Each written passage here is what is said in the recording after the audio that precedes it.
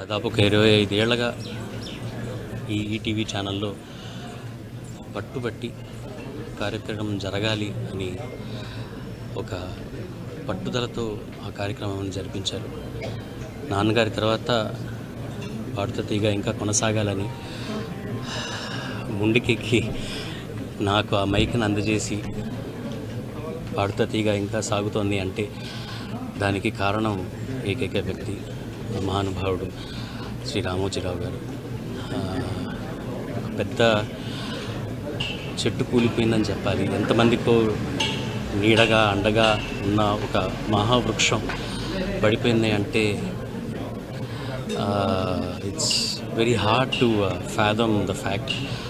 But life goes on and ఆయన ఆశీస్సులు ఆశీర్వాదాలు మనందరి మీద ఉంటాయని కోరుకుంటున్నాను. May his soul rest in piece.